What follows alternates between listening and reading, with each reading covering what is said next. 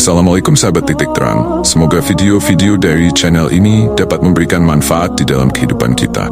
Untuk video kali ini saya akan menceritakan kisah Nabi Nuh alaihi salam lengkap sampai akhir hayatnya. Baik sahabat titik terang, mari kita mulai. Dalam agama Islam terdapat pengetahuan tentang 25 nabi dan rasul yang diakui. Salah satunya adalah Nabi Nuh yang merupakan nabi ketiga setelah Nabi Adam dan Nabi Idris. Berikut ini kisah Nabi Nuh lengkap sampai akhir hayatnya. Berdasarkan kitab Ibnu Katsir mengenai kisah para nabi, Nabi Nuh adalah keturunan ke-9 dari Nabi Adam AS. Oleh karena itu, menurut riwayat yang sahih dari ahli sejarah Islam, jarak antara masa Nabi Adam AS dan Nabi Nuh AS adalah selama 10 abad. Ada banyak kisah tentang Nabi Nuh yang bisa disampaikan. Salah satunya adalah cerita mengenai Bahtera Nuh, kapal pertama dan terbesar yang pernah dibuat oleh manusia. Bahtera Nuh merupakan bukti mukjizat Allah Subhanahu wa Ta'ala yang diberikan kepada Nabi Nuh dan pengikutnya saat malapetaka dahsyat melanda dunia dan memusnahkan segala isinya, kecuali umat Nabi Nuh yang setia. Pada masa itu kaum Nuh tergolong sebagai kelompok yang sangat tercela dan menyimpang dari petunjuk Allah Subhanahu wa Ta'ala. Sebelumnya, umat manusia selalu patuh kepada para nabi sebelumnya, seperti Adam dan Idris. Namun, saat Nabi Nuh muncul, kaumnya kembali melakukan keingkaran dengan meniru perilaku orang-orang terdahulu yang menyembah berhala sebagai Tuhan mereka. Kaum Nabi Nuh tersesat karena salah menilai dan memahami patung-patung tersebut sebagai representasi Tuhan.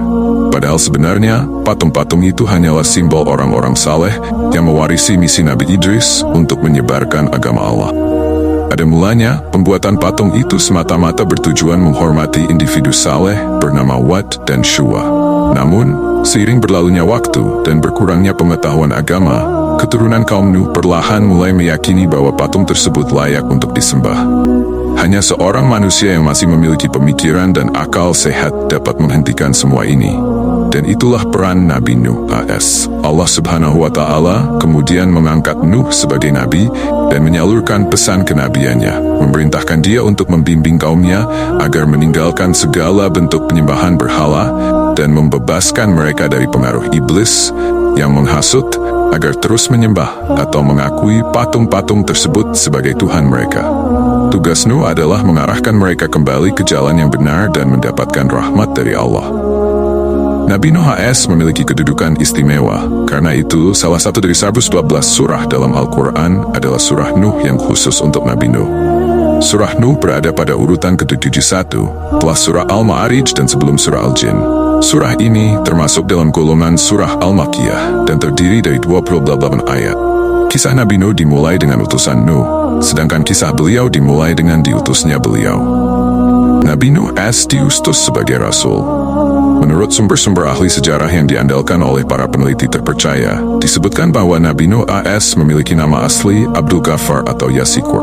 Ia adalah anak dari Lamik bin Mata. Ayahnya Nabi Nuh adalah cucu dari Nabi Idris AS, menjadikannya keturunan ketiga dari Nabi Idris. Dengan kata lain, Nabi Nuh adalah cucu dari Nabi Idris atau keturunan yang ketiga dari Nabi Idris AS. Dalam Al-Quran, terdapat surah Al-Ankabut ayat 15 yang menjelaskan bahwa Nabi Nuh memiliki masa hidup yang sangat panjang, yaitu selama 90 tahun. Saat Nabi Nuh AS berusia 480 tahun, beliau diperintahkan oleh Malaikat Jibril untuk menjadi Rasul. Malaikat Jibril tampil dengan keindahan yang luar biasa, membuat Nabi Nuh AS kagum dan ia pun bertanya. Kemudian, Malaikat Jibril sebagai perwakilan Allah yang membawa pesan ilahi memberikan jawaban bahwa Allah mengirim Nuh sebagai nabi untuk mengingatkan dan menegur umat yang berperilaku durhaka dan kejam. Lalu, Malaikat Jibril mengenakan sebuah baju yang sangat besar yang dikenal sebagai baju mujahidin kepada Nabi Nuh AS. Setelah itu, Nabi Nuh AS memasang sorban kemenangan di kepalanya dan menerima ikat pinggang yang bernama Saiful Azmi. Nabi Nuh AS dengan patuh mengikuti perintah dari Malaikat Jibril. Dilihat dari penelusuran namanya, Dharmasil adalah keturunan keempat dari Nabi Adam AS yang juga dikenal sebagai seorang raja dan pemimpin yang zalim pada masa itu. Dharmasil merupakan orang pertama yang menciptakan minuman keras dan mengonsumsinya. Selain itu, dia juga menjadi manusia pertama yang terlibat dalam perjudian, serta membuat pakaian hiasan emas yang seharusnya tidak digunakan oleh kaum pria. Raja Dharmasil juga merupakan penguasa yang menyembah dan mengagung-agungkan 5 berhala. yaitu Wat, Tiwa, Ya'uq, Yaguts, dan Nasr. Allah Subhanahu wa Ta'ala mengutus Nabi Nuh AS untuk memberikan peringatan kepada Raja Darmasil yang terkenal kejam dan tidak patuh. Perbuatan kejamnya membuat Allah memberikan peringatan keras yang disampaikan melalui malaikat Jibril kepada Nabi Nuh AS. Kisah Nabi Nuh AS kemudian berlanjut dengan berbagai tantangan yang dihadapinya. Kisah dakwah Nabi Nuh AS selama 5 abad sejak diutus menjadi Nabi. Nabi Nuh AS dengan gigih menyampaikan dakwah kepada umatnya, terutama kepada keluarganya yang terjerumus dalam perbuatan zalim dan kesesatan. Meskipun demikian, beliau hanya mampu mengumpulkan 70 hingga 80 orang pengikut, yang mayoritas terdiri dari orang-orang biasa tanpa latar belakang keluarga kaya, terhormat, berada, atau keturunan terpandang. Kaum Nuh yang terdiri dari individu-individu terhormat dan kaya merasa tidak nyaman berada dekat atau bersekutu dengan pengikut Nuh yang miskin akibat sikap kesombongan dan keangkuhan mereka. Mereka menganggap bahwa derajat dan status mereka tidak sejajar, bahkan menganggap diri mereka lebih tinggi daripada Nabi Nuh sehingga tidak mungkin untuk mengikutinya. Kaum Nabi Nuh merendahkan dan mencela Nabi Nuh beserta pengikutnya yang hidup dalam kemiskinan. Penolakan dan penghinaan terus berlanjut, bukan hanya dari kaumnya sendiri, tapi juga dari anggota keluarganya. Bahkan istri dan putranya, Kan'an, dengan tegas menolak dan menentang ajaran Nabi Nuh AS. Lebih mengkhawatirkan lagi, mereka juga memengaruhi orang lain untuk tidak mengikuti ajaran Nabi Nuh AS. Kaum tersebut tidak mempercayai bahwa Nabi Nuh AS adalah utusan Allah. Mereka meyakini bahwa Nabi Nuh AS hanyalah seorang manusia biasa, tanpa kekuatan, kelebihan apapun, dan tidak memiliki harta lebih banyak dari mereka. Bahkan, mereka mengklaim bahwa Nabi Nuh AS telah berbohong. Mereka merendahkan Nabi Nuh AS dengan sangat ekstrem, bahkan berusaha mengusirnya. Pemimpin zalim di antara kaum Nuh tersebut kemudian mengungkapkan keinginannya untuk menjadi pengikut Nabi Nuh AS dengan tulus dan ikhlas, serta berjanji akan mentaati ajaran-ajaran yang dibawa oleh Nabi Nuh. Asalkan Nabi Nuh AS setuju untuk mengusir para pengikutnya yang telah taat namun dianggap hina karena kemiskinan. Namun Nabi Nuh AS dengan tegar menolak persyaratan ini karena ia tidak ingin meninggalkan umatnya. Setelah mendengar jawaban Nabi Nuh, para pemimpin yang zalim dalam kaumnya merasa marah dan memutuskan untuk menantangnya.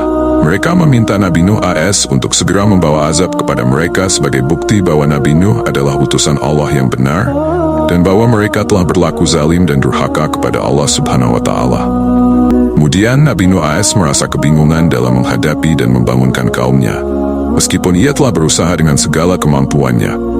Oleh karena itu, beliau memilih untuk menyerah dan memohon petunjuk kepada Allah, Tuhan semesta alam. Akhirnya, Nabi Nuh AS berdoa memohon agar Allah segera menghukum kaum yang durhaka tersebut. Allah Subhanahu wa Ta'ala pun mengabulkan doa Nabi Nuh AS dengan mendengarkannya. Kisah pembangunan dan mukjizat bahtera Nabi Nuh AS. Allah Subhanahu wa Ta'ala menunjukkan kepeduliannya kepada umatnya melalui kisah Nabi Nuh AS dengan memberikan petunjuk dan mukjizat. Sebelum menghukum kaum Nuh dengan azab yang sangat pedih dan berat berupa banjir bandang yang menyelubungi dunia, Allah memerintahkan Nabi Nuh AS untuk membangun sebuah bahtera yang luar biasa besar dan kuat. Bahtera tersebut mampu menampung para pengikut yang taat dan beriman kepada Allah Subhanahu wa Ta'ala. Bagian kisah Nabi Nuh AS ini menunjukkan betapa besar perhatian Allah terhadap umatnya. Telah menerima petunjuk dan perintah, Nabi Nuh AS dan kaum yang taat segera membangun bahtera. Bahtera tersebut terbuat dari kayu jati dan membutuhkan waktu yang cukup lama, sekitar 40 tahun, untuk proses pembuatannya sebelum akhirnya bisa digunakan. Pada saat pembuatan bahtera, kesabaran Nabi Nuh terus diuji oleh kaum yang zalim melalui cemoohan dan hinaan. Meskipun kaum Nuh yang jahat menganggap bahwa usaha membuat bahtera itu tidak berguna dan hanya dilakukan oleh orang gila, mereka meremehkan pentingnya membangun bahtera di puncak bukit gurun yang tandus, di mana bahkan banjir dan hujan pun tidak pernah turun. Namun, Nabi Nuh AS dan pengikutnya terus gigih membangun bahtera tanpa medulikan ejekan dan sindiran dari kaumnya. Menurut Ibnu Abbas, seorang Taif yang sangat berpengetahuan, mengungkapkan bahwa bahtera Nuh memiliki dimensi yang luas. Panjang bahtera ini sekitar 1.200 hasta atau sekitar 590 meter, sementara lebarnya sekitar 600 hasta atau sekitar 275 meter. Bahtera tersebut terdiri dari 3 tingkat yang berbeda. Tingkat pertama dirancang khusus untuk hewan-hewan, tingkat kedua untuk pengikut Nabi Nuh, dan tingkat ketiga untuk bangsa burung. Agar semua penumpang dan isinya tetap aman dan selamat saat Allah menimpakan azab kepada kaum Nuh yang durhaka, bagian atas desain bahtera dilapisi dengan penutup kayu, dalam upaya menahan derasnya air banjir yang akan memusnahkan seluruh umat manusia yang zalim dan tidak beriman kepada Allah Subhanahu wa Ta'ala. Dinding bahtera dibuat sekuat mungkin. Setelah itu Nabi Nuh berdoa dan memohon kepada Allah agar setelah azab diturunkan, tidak ada seorang pun dari kaum zalim tersebut yang dibiarkan selamat dan tetap hidup di dunia ini. Nabi Nuh tidak ingin mereka yang selamat nantinya menyebabkan kesesatan, kejahatan, dan kezaliman yang lebih besar kepada umat manusia. Setelah bahtera Nuh selesai dibangun, Nabi Nuh diperintahkan oleh Allah SWT untuk menyiapkan diri dan mengumpulkan umatnya beserta persediaan untuk menghadapi banjir yang akan terjadi. Allah menunjukkan suatu tanda dengan cara air muncul dari dalam tanur, yakni sebuah oven tradisional yang terdapat di dapur rumah Nabi Nuh. Ketika dipikirkan secara logis, fenomena bahwa oven dapat mengeluarkan air adalah suatu hal yang tidak mungkin. Kemudian, kisah Nabi Nuh melanjutkan tentang kedatangan azab. Datangnya azab bagi kaum Nabi Nuh yang zalim. Pada suatu hari, ketika tanur di dalam dapur Nabi Nuh menunjukkan tanda-tanda bahwa air akan mengalir, Nabi Nuh segera bersiap-siap dan membuka bahteranya. Ia mengumpulkan umat yang beriman untuk melindungi diri dan masuk ke dalam bahtera. Nabi Nuh juga mengajak berbagai macam binatang yang berpasangan, termasuk binatang buas, gajah, sapi, burung, dan bahkan semut. Pada saat itu, Jibril, seorang malaikat, turun ke bumi dengan tujuan membantu Nabi Nuh dalam mengumpulkan dan mengarahkan setiap pasangan binatang. Tujuannya adalah agar setelah azab yang menghancurkan seluruh dunia dan menenggelamkan daratan beserta isinya, tiap spesies binatang tidak punah dan dapat berkembang biak untuk generasi manusia berikutnya. Peristiwa ini juga tercatat dalam Al-Quran. Berdasarkan beberapa riwayat, tercatat bahwa hewan yang pertama kali dimasukkan ke dalam bahtera Nuh adalah sepasang burung kakak tua. Sementara hewan terakhir yang dimasukkan adalah sepasang keledai. Ada pula cerita bahwa iblis bergelantungan di pundak keledai untuk mencoba masuk ke dalam bahtera Nuh dan mengganggu umat Nabi Nuh yang taat agar tidak ikut masuk. Kejadian ini telah tercatat dalam surah Hud ayat 40 Al-Quran. Istri dan anak laki-laki Nabi Nuh yang bernama Kan'an tidak memiliki iman dan bahkan mereka ikut mencemooh bahtera Nabi Nuh. Akibatnya, mereka tidak ikut naik ke dalam bahtera. Hanya sekitar 80 orang yang beriman yang masuk ke dalam bahtera tersebut. Allah Subhanahu wa Ta'ala dengan kekuasaannya telah mengatur semuanya, termasuk untuk melindungi hewan ternak agar tidak dimangsa oleh hewan buas. Allah menurunkan demam kepada hewan buas tersebut sehingga naluri buasnya menurun. Setelah seluruh pengikut Nabi Nuh dan hewan-hewan memasuki bahtera, pintu bahtera ditutup rapat. Dengan kehendak Allah, sang pemilik langit dan bumi, hujan turun dari langit dan bumi pun menyemburkan air melalui berbagai sumber dan celahnya. Seperti mata air yang tak berhenti, air mengalir deras melalui setiap celah bumi. Terkatuplah langit saat hujan deras yang belum pernah terjadi sejak bumi tercipta. Bahkan hingga saat ini belum pernah terjadi hujan sedahsyat ini. Lautan menggelora dan ombak dahsyat memburai dan melahap bumi beserta segala isinya. Dalam sekejap, debit air merayap meninggi dan air bah dahsyat melanda, menghancurkan dan membanjiri seluruh permukaan bumi. Permukaan bumi diliputi oleh air, menyebabkan semua yang ada tenggelam bersama kaum Nuh yang zalim. Bumi ditenggelamkan dalam air hingga mencapai puncak tertinggi untuk pertama kalinya, dan peristiwa serupa tidak terulang sampai sekarang. Hal itu merupakan hukuman dalam bentuk bencana yang diberikan oleh Allah SWT kepada kaum Nabi Nuh yang telah menyimpang dari jalannya dan melakukan perbuatan syirik terhadap Allah Subhanahu wa Ta'ala. Nabi Nuh dikaruniai 4 orang putra. Di antaranya ada putra tertua yang bernama Kan'an, kemudian yang kedua bernama Yafith, 3 bernama Sam, dan yang terakhir bernama Ham. Sang putra tertua Nabi Nuh merupakan seorang yang zalim dan durhaka terhadap ayahnya. Ia menyembunyikan rasa benci terhadap ayahnya sendiri dan awalnya berpura-pura beriman. Bahkan ia dan ibunya istri Nabi Nuh sering menghina dan mencemooh Nabi Nuh Bagian cerita mengenai Nabi Nuh ini memang cukup menyedihkan untuk dibaca. Saat Nabi Nuh mengumpulkan seluruh umatnya, beliau mengingat putra tertuanya, yaitu Kan'an. Kan'an diminta untuk naik ke bahtera bersama pengikut-pengikutnya oleh ayahnya. Namun, dengan sikap angkuhnya, Kan'an menolak dan tetap teguh dalam ketidakimanan kepada Allah Subhanahu wa Ta'ala. Karenanya, Kan'an tergolong dalam kelompok yang merugi dan tidak mendapatkan keselamatan dari Allah. Saat air bah mulai meninggi, Nabi Nuh AS sebagai seorang ayah terus meyakinkan anaknya untuk naik ke dalam bahtera. Namun, Kan'an justru menganggap bahwa bencana tersebut hanyalah peristiwa alam biasa. Air banjir semakin meluap, tapi Kan'an enggan naik ke kapal dan memilih untuk menyelamatkan diri dengan berenang menuju puncak gunung yang belum terendam air. Dia meyakini bahwa air tidak akan mencapai puncak gunung tersebut, namun dugaannya ternyata salah besar karena banjir berhasil menenggelamkan bahkan puncak gunung tertinggi sekalipun. Ketika keduanya sedang berbicara, terjadi ombak besar yang memisahkan bahtera Nabi Nuh AS dan Kan'an. Kan'an tiba-tiba menghilang dari pandangan Nabi Nuh. Nabi Nuh AS berusaha mencari putra sulungnya, tapi tidak berhasil. Bagi seorang ayah, ia sangat sedih karena putra tercintanya tenggelam dalam hukuman Allah Subhanahu wa Ta'ala. Nabi Nuh AS memohon kepada Allah ketika Kan'an tenggelam, berharap agar putranya bisa diselamatkan, mengingat janji Allah untuk melindungi keluarganya.